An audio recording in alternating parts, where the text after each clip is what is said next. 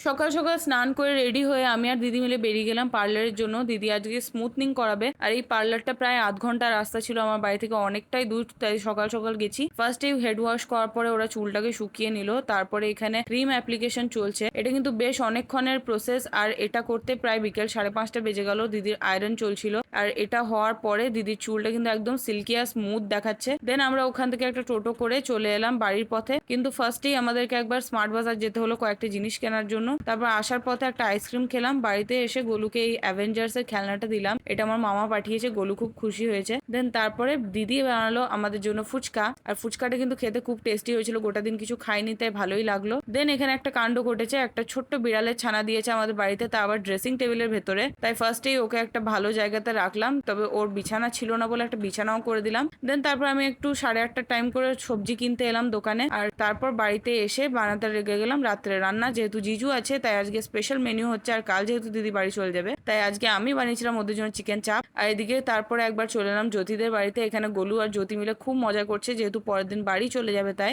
আর রাত্রের ডিনার ছিল আজকে চিকেন বিরিয়ানি আর চিকেন চাপ। আমার জিজুর খুব ভালো লেগেছে। দেখা হবে আবার কাল একটা নতুন ভিডিওর সাথে। Good bye, stay tuned.